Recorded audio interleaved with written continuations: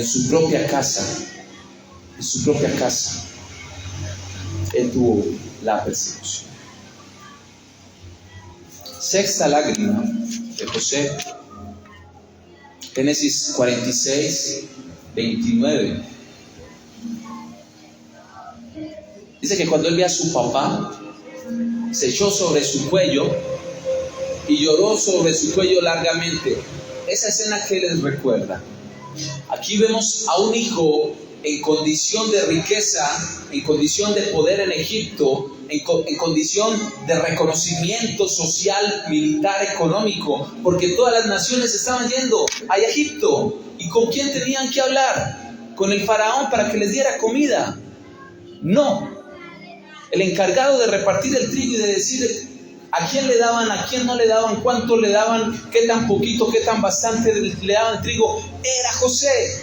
Su papá tuvo que ir a pedir comida. Su papá tuvo que ir a pedir misericordia a una nación pagana enemiga. Y allá el propósito de Dios fue meter un hombre de Dios en un palacio pagano para garantizar, como lo vamos a leer, la supervivencia y permanencia no solo de Egipto, sino de todas las naciones, incluida de la familia que lo había vendido. ¿A usted no le parece que el propósito de Dios es algo demasiado perfecto? Repítale a la persona: en el mundo, la persona que tiene al lado, en el mundo, dígase, en el mundo vamos a tener aflicción, pero no vamos a preocuparnos, porque Dios guarda nuestras vidas y Él cumplirá su propósito. Entonces Él está abrazando allá a su papá en esa condición de poder, y a Él no le importa ser quien es. Dice que llora largamente. Acá ya no lloró tan duro. ¿Se ha visto una persona llorar? Llora, llora, llora, llora. A veces por desconsuelo, pero acá había consuelo. Acá es la sexta lágrima de José, pero José está llorando de alegría, porque es que hay lágrimas que son de alegría, pero no dejan de ser lágrimas. Su papá lo abrazaba y dice que José lloró largamente. No sé cuánto es largamente, no sé la palabra a qué se refiere largamente. Lo que yo sí sé, como les dije, este texto es demasiado limitado en cuanto a hojas. Si la Biblia escribe que fue largamente, es porque definitivamente fue algo muy largo. Se tomó su tiempo. Años sin ver a su papá. Años de dolor, años de tristeza, de persecución. El sexto llanto. Dios le dio la gracia de disfrutar de su papá unos años. De que su papá viera que ese joven hijo no había muerto, como habían dicho sus hermanos, devorado por bestias, por animales. Lo vio cumpliendo el sueño. Vio a sus hijos, a sus otros hijos. Lo vio postrarse y reconocer la autoridad de ese niño que de pequeño hablaba de un propósito que Dios le había dado. Pero ellos no lo entendieron. Y no solo no lo entendieron, el problema no es que no lo entiendan. El problema es que lo estorben. Pero cuando a Dios se le mete algo en la cabeza, iglesia, hasta los obstáculos se vuelven autopista. No se le olvide. Si tú estás dentro del propósito de Dios, no te asusten los obstáculos, no te asusten las contrarias que te pongan las personas, porque esa es la autopista que Dios va a utilizar. Ese libro de Isaías, que a los que confían en Él, Dios envía y adelante Él endereza los caminos. Rompe candados de hierro, quebranta cerrojos de bronce y abre puertas. Dice la palabra del Señor que las puertas que Él abre, nadie las puede cerrar, y lo que Él cierra, nadie lo puede abrir.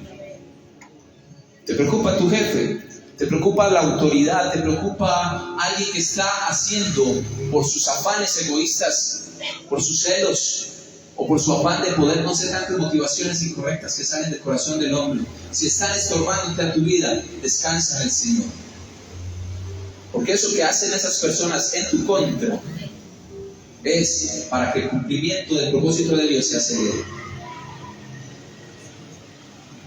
Si estás en obediencia, si estás en sujeción al Señor, es requisito. Porque si no estás en obediencia y si no estás en sujeción al Señor, entonces tú no tienes una persona que está interrumpiendo el propósito de Dios en tu vida. No, tú estás recibiendo las consecuencias de tu desobediencia. Esfuérzate, esmérate, enfócate, concéntrate en buscar el propósito del Señor, aún por encima de tu propio propósito personal. Muchas veces buscar nuestro propio propósito a costa o renunciando al propósito de Dios nos hace contrarios a esa voluntad de Dios. Y por eso es que muchas veces muchos hombres y mujeres o se detienen en su propósito, en su avance, en su crecimiento, o nunca terminan de llegar ni al propósito que Dios tenía para ellos, ni al propósito que ellos mismos habían establecido. Séptimo llanto de José. El séptimo llanto es la duda de sus hermanos. ¿Era posible tanta dureza de corazón en estos hombres? Después de ver todo lo que José hizo por ellos y todo lo que ellos le habían hecho a él. Esa es la palabra del Señor. Nosotros debemos aprender a vencer el mal con el bien. Efectivamente, José hace toda una serie de procesos para que por fin traigan a su padre a Egipto, sus hermanos. Y él no se vengó, él lo hizo con un propósito. ¿Saben qué les dijo José a sus hermanos? Les dijo: es que no fueron ustedes los que me trajeron acá. Le dice: fue mi padre. Vamos a leerlo. Mi Padre Celestial, que tenía un propósito. El séptimo lamento dice que cuando José escucha a sus hermanos teniendo miedo, dice que se puso a llorar en gran manera, porque sus hermanos le dijeron que su papá, antes de morir, les había pedido y le había mandado a decir a José que no les fuera a hacer nada después de que él muriera. La Biblia no registra eso. Fue el mismo miedo de las consecuencias de las malas decisiones de estos hombres cuando estaban jóvenes. No tan jóvenes como para decir que no estaban conscientes de lo que estaban haciendo. Pero mientras José los escuchaba, dice que llora por séptima vez. Génesis 50, 17. Viendo José que su padre había muerto, sus hermanos tramaron entre sí y dijeron: José nos aborrece ahora que nuestro padre murió, y ahora sí nos va a dar el pago de todo el mal que le hicimos. Ellos sabían lo que estaban haciendo. Ellos sabían lo que le habían hecho a José. Y le mandaron a decir a José: eran los hermanos. José los había recibido, los había perdonado, los había abrazado, había llorado con ellos. Pero mandaron a una persona. ¿Usted sabe por qué lo mandaron? Tenían miedo. Sabían que José tenía el poder para...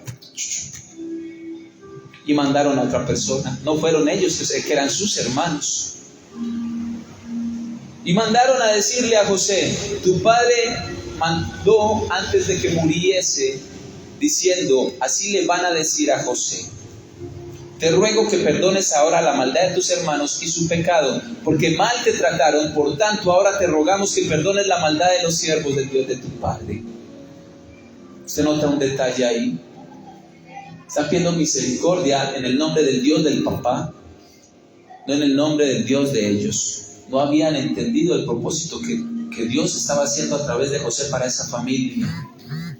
No habían aceptado todavía al Dios del papá como el Dios de ellos. Por eso tenían un corazón envidioso pero ahora que estaban viendo las consecuencias cerca, tenían un corazón temeroso, porque no habían visto la mano de Dios obrar. Dice José. Bueno, y vienen luego los hermanos, y después de que dan la razón, ahora sí entran, dice, se postraron delante de él. ¿Se acuerdan del sueño? Del propósito de este niño. Se postraron delante de José y le dijeron, ahora somos tus siervos. Y José les dijo, no teman, ¿acaso yo estoy en lugar de Dios? Estos hombres prefirieron postrar sus vidas ante otro hombre que era su hermano, que ante Dios. Y José los contextualiza y le dice, espera, es que ese no es el propósito. Es que el propósito de los sueños no es que ustedes se arrodillaran delante de mí, es que ustedes reconocieran al Dios vivo, al Dios de sus padres, a mi Dios. Y él les dice, ¿saben qué, muchachos? Ustedes pensaron hacerme gran mal contra mi vida. Me sacaron de mi casa, pero Dios lo encaminó para bien, para hacer lo que ustedes están viendo hoy, para mantener con vida a este pueblo y a todas las naciones. ¿Sabe qué? Él no solo les revela el propósito de Dios, que él solamente era un instrumento. Él no era el hecho de recibir la honra, eso era solamente un cumplimiento de lo que iba a suceder, sino que les estaba revelando que el propósito era ese. Y él les dice, ahora no tengan miedo porque yo los voy a sustentar a ustedes y a sus hijos. Y así los consoló, hablándoles a su corazón. El corazón abatido es el que mejor consuela al corazón abatido. El corazón herido es el que mejor consuela al corazón herido. ¿Entiendes por qué te hirieron, iglesia? ¿Entiendes por qué viviste dificultades?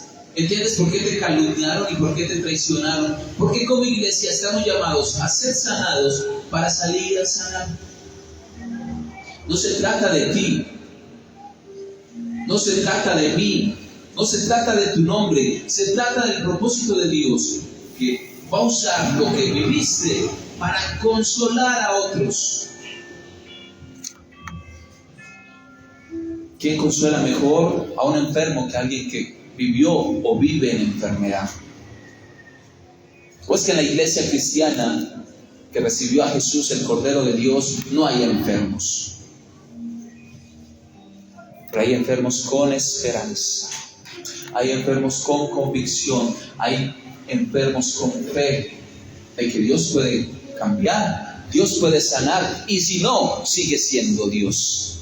Como dijo Job, tú verás, igual sigue siendo Dios. Dios dio, Dios quitó. ¿A qué hora nos vamos? Cuando termine. Ay, no me diga eso, hermana, que me tomó la confianza. Bueno, dato curioso, el número 7 en la Biblia representa la perfección y la plenitud. El hecho de que se registren 7 veces exactas los llantos de José nos enseña una sanidad emocional completa. La primera sanidad que recibió José, la lágrima del abandono en el pozo. ¿A cuántos los han abandonado de alguna manera? Es que cuando yo hablo de abandono no es decir que nos van y nos dejan en el centro, pues porque así sea caminando yo llego a la casa otra vez. A mí si mi esposa me agarra y me deja en el centro, así sea pidiendo coleo, yo llego. Es el abandono que aunque estás en la casa te sientes abandonado, aunque estás rodeado te sientes solo. Esas son las lágrimas del abandono. A José lo arrojaron al pozo, luego lo vendieron. Ese abandono duele, marca tanto que no solo lo recordaba José, sino que sus hermanos recordaban. ¿Se acuerdan el palacio que ya lo leímos? Dice que ellos recordaron cuando lo veían en angustia en el pozo pidiéndoles que lo sacaran. Ellos lo recordaron también, porque el abandono marca de aquí para allá y de allá para acá. Cuando te sientas rechazado, iglesia, no busques la validación de los hombres. Porque muchas veces, aunque ellos quieran consolarte, muchas veces no va a estar en su capacidad. Busca la validación y el consuelo de Dios o de su iglesia. que es a través de la iglesia que Dios nos consuela. ¿Sabes? Y Jesús también fue desechado y fue despreciado, dice Isaías 53:3. Entrega esta semana, iglesia, tu soledad a Dios en tu oración, en tu intimidad. Entrégale ese abandono al Señor. Y recuerda que Cristo está contigo. Él es el Emmanuel, el Dios con nosotros. Segunda situación que vivió José.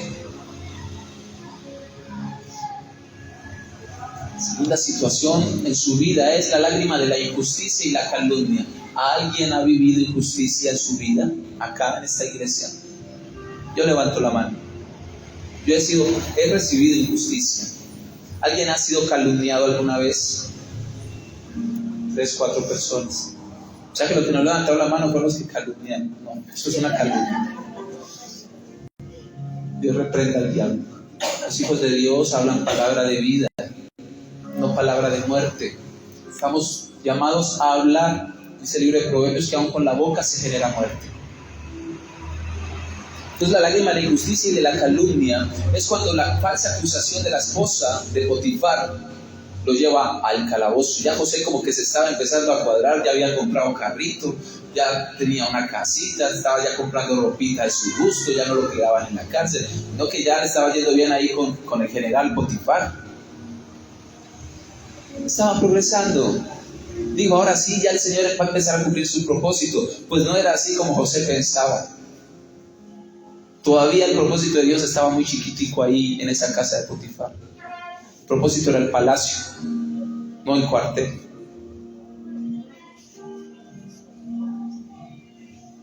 El Salmo 105:18 dice que afligieron con pies y grillos y en hierro fue puesta su alma. Habla de una esclavitud que no es solo física. No permitas, iglesia, que un trato injusto corrompa tu carácter. Que un trato injusto quiebre tu fe. O que un trato injusto te aparte del propósito. ¿Sabes? Jesús cayó cuando injustamente esposado, sus acusadores lo calumniaban para poderlo condenar y subirlo a la cruz del Calvario. Esa es la palabra del Señor. Él cayó. Él guardó silencio. Pero el Señor peleará por ti. Están quietos, dice el Señor. Mantén tu integridad. Mantén tu integridad. Tercera lágrima, ya estoy terminando. Es la lágrima del recuerdo. Pero es una lágrima del recuerdo no con rencor, no con resentimiento. Es una lágrima de recuerdo, de saber de que a pesar de lo que pasó, hay mucho que agradecerle al Señor. Muchas personas se apartan de su propósito sabiendo y conociendo su propósito, pero no aguantan la pena. Yo soy un más chismoso, pero escucho hasta lo que no me interesa. Ahorita cuando estábamos acá organizando el sonido, yo escuchaba al hermano que decía que en la calle las personas no quieren tener al Señor. Decía algo así como que, porque es duro la vida del creyente. Hay pruebas, hay procesos. Pero que esas pruebas, esos procesos son los que nos tienen que alimentar también hacia el futuro. Un corazón agradecido cumple el propósito. Dígale a la persona que tiene al lado, un corazón agradecido alcanza el propósito. ¿Sabe por qué? Porque cuando usted y yo somos agradecidos, vamos acá en la mitad del camino y miramos para atrás y decimos, hasta aquí nos trajo el Señor, como dijo el pueblo de Israel. Hasta aquí nos trajo el Señor. Gracias, Señor. Tanqueaste gasolina espiritual y volviste y arrancaste. Pero si usted viene acá, venimos nosotros 4, acá, con ese calor de la prueba, con ese resisterio de sol de las dificultades, con el hambre espiritual o emocional. Y los hermanos acá, ay Señor, estábamos mejor en Egipto. Ay, allá al menos podíamos comer. Allá no hacía tanto sol. Eso es ingratitud. ¿Y usted cree que eso empuja? Eso jala, pero para atrás. Por eso la gratitud es un corazón que sabe que el propósito de Dios va a llegar. ¿Cuándo? Camine. Pero no camine como el pueblo de Israel que caminó 40 años por caminar. Camine por obedecer. Cuando el pueblo de Israel obedeció, entraron. Pero entraron sus hijos. Y Josué y Caleb. Creyeron. ¿Sabes, iglesia? Tener fe es obediencia. Entonces recuerden el proceso, pero no para lamentarse, sino para agradecer. Cuarta situación, la lágrima de la compasión. Josué fue un hombre que siempre tuvo compasión. Dice en Génesis 43:30 que cuando llegaron los hermanos con Benjamín, el niño de la casa, él se apresuró porque se conmovieron sus entrañas cuando vio al hermanito allí. Y dice que se retira y se pone a llorar por pura compasión. José se conmovió por su hermano. ¿Sabes, iglesia? Jesús se conmovió. ¿Sabes Jesús por qué lloró? Lloró por Lázaro, pero también lloró fuera de Jerusalén. Por compasión. Y ahora que la hermana menciona a Lázaro, muchos intérpretes dicen que Jesús no lloró en sí porque Lázaro se hubiera muerto, pues porque Jesús lo iba a resucitar. Él sabía que él lo podía resucitar, sino que él lloró por la falta de fe. Cierro paréntesis.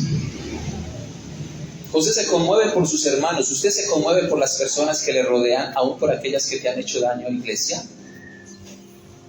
O dices como decía un hermano por allá molestando, yo no le deseo el malo, no le deseo el mal a él, pero me da un fresquito lo que está viviendo. Siento un fresquito por lo que está viviendo. Ese hermano, evalúe su corazón. Nosotros no nos podemos alegrar. Un corazón que se alegra por el mal del otro tiene que evaluarse delante del Señor. Quinta situación, la lágrima de la revelación, el perdón. Hice mucho énfasis en él. Cuando José se da a conocer a sus hermanos, hay que perdonar, iglesia. El perdón de José fue público y el perdón de José restauró una familia. Jesús también nos perdonó públicamente. Cuando estaba allá, Él dice, Padre, perdónalos porque no saben lo que hacen. ¿Sabes qué quiere decir eso? Cuando Jesús dijo, Padre, perdónalos tú, porque yo ya los perdoné. Él ya los perdonó. Voluntariamente ya estaba cumpliendo el propósito del perdón a precio de su propia vida. Porque sí, iglesia, perdonar implica renunciar a tu nombre, renunciar a tus intereses muchas veces. Perdonar implica incluso bajar a veces la cabeza. Perdonar, iglesia, no es dar la razón. Cuando Jesús se montó en la cruz del Calvario, no estaba diciendo, no, ellos sí tenían la razón, crucifíquenme. Él decía, yo tengo la razón, pero así y todo voy a pagar por el pecado de ellos. ¿Usted sabe, iglesia, que Jesús murió por el mundo? Pero que solamente son salvos los que en Él creen. Entonces Jesús, cuando a ti te digan es que Jesús murió por los salvos, dígale, eso es un error doctrinal. La Biblia es clara en decir que Dios amó al mundo, para todo el mundo. Para todo el mundo, para los que están en la iglesia y para los que están afuera. Por eso es que se debe predicar la palabra. ¿Cuál es el problema? Que los que están afuera no han creído en Jesús.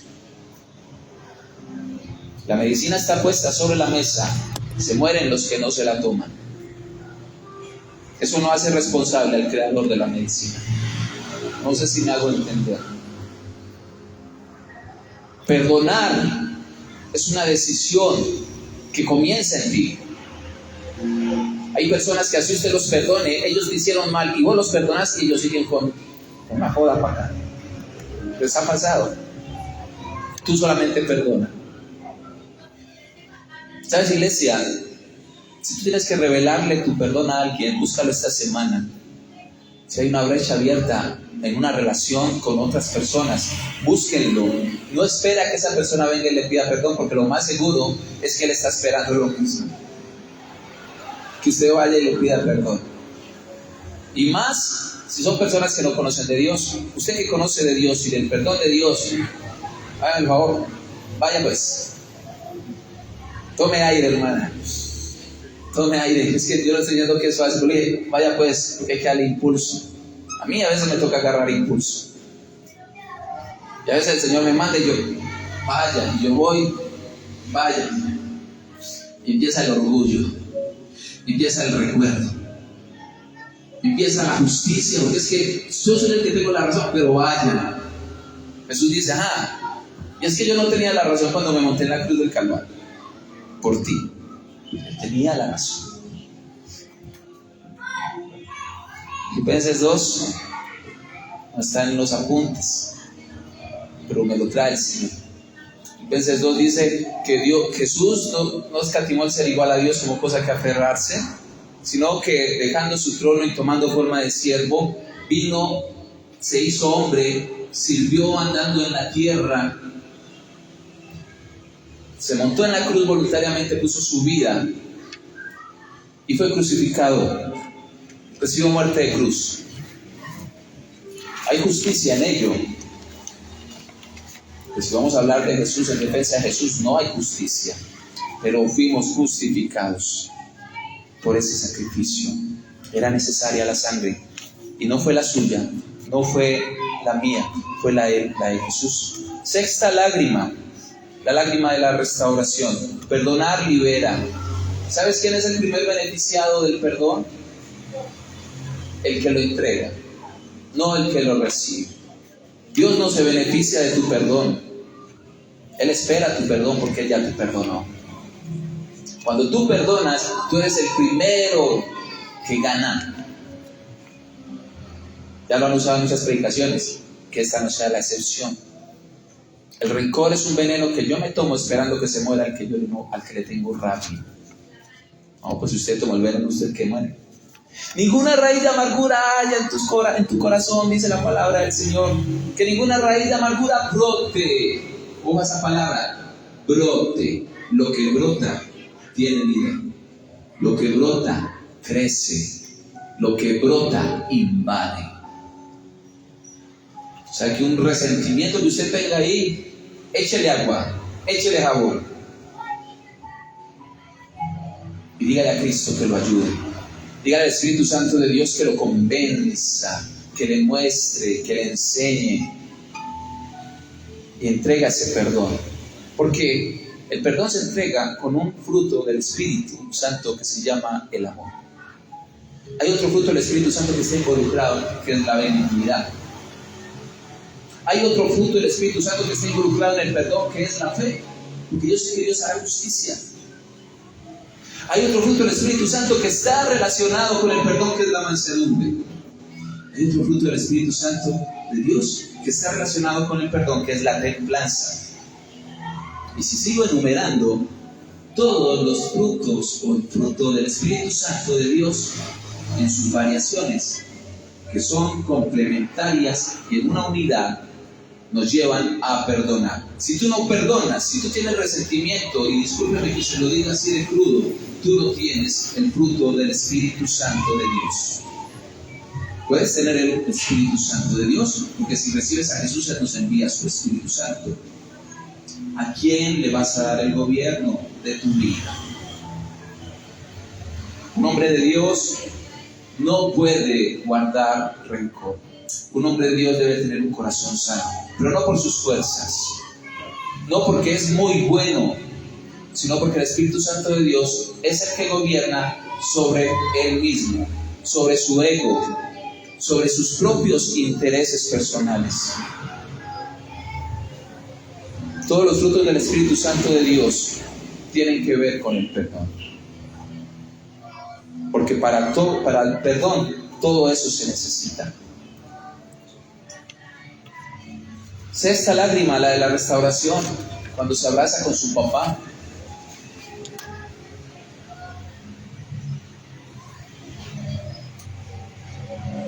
Es la palabra del Señor que Jesús, después de haber sido crucificado, Él se va a ir a prepararnos lugares, moradas eternas. Dice la palabra del Señor que ahora nosotros no vamos a necesitar del templo, sino que el mismo Dios es el templo de nosotros. En el libro de Apocalipsis. Esto no se trata de un manto, de una túnica. Esto no se trata de trigo en el hambre de Egipto. Se trata de un propósito eterno que Dios tiene con su iglesia. Como tú y yo somos la iglesia, es contigo que estoy hablando. Termino diciéndoles que la séptima lágrima representa un legado. Porque la lágrima de José ante la muerte de su papá, ante la muerte de Jacob, es esa lágrima de honra a su padre. José entendió que aún el sufrimiento de su papá, el ser que quizá él más amaba, era su papá. Ustedes saben cómo eran este pueblo con relación a la honra a los padres. José llora allí en la tumba de su padre, y él sabe que es una etapa de la historia, pero que todo ese sufrimiento, todo ese dolor tenía un propósito, y era guardar la vida no solo de esa generación, sino de muchas más generaciones. Y dentro de esas generaciones estaba el Cordero de Dios que se hizo hombre.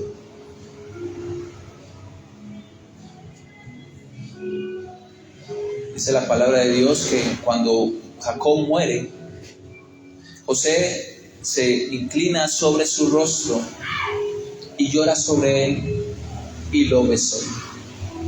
Él besa a su padre. Yo besé a mi mamá. Mi mamá murió hace pocos años. Y yo recuerdo ese beso último que le di allí en el féretro. Fue un momento de un solo beso, pero yo siento que viví toda mi infancia, adolescencia, juventud y adultez en ese momento. Pasaron todos los recuerdos, buenos, malos, difíciles, tiernos, donde yo corría a veces también, no me iba del correazo.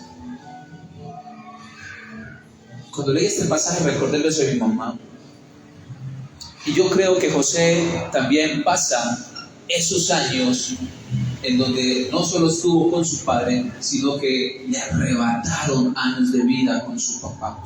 Una de las cosas que más manifiestan los niños cuando crecen que sus padres fueron secuestrados, ¿saben qué es? El tiempo que ya no vuelve.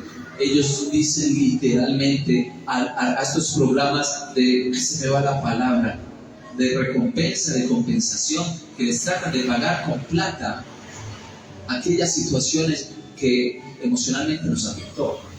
Eso tiene un nombre legal, de restablecimiento de derechos, algo así. Restitución de víctimas. Gracias. ¿Saben qué dicen ellos? Ya pelados, a veces de tatuajes, se evidencia vicio en sus rostros. Es que yo quería plata. Yo quería tener al cucho conmigo todos estos años. Un resentimiento que ni el oro ni la plata del mundo pueden cubrir.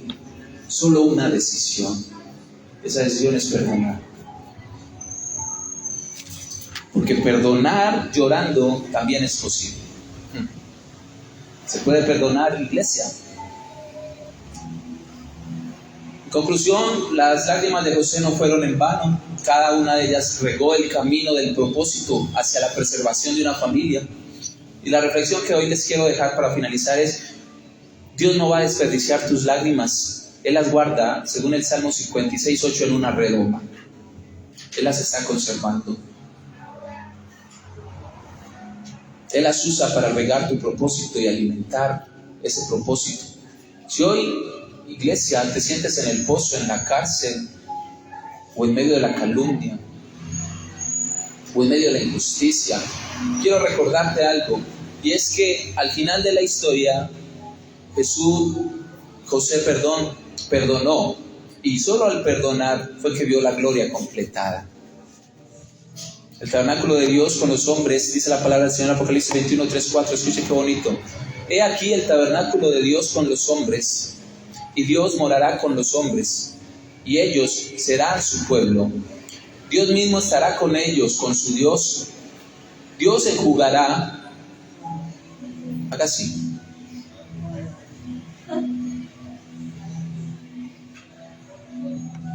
Eso lo va a hacer el Señor contigo, lo va a hacer esto.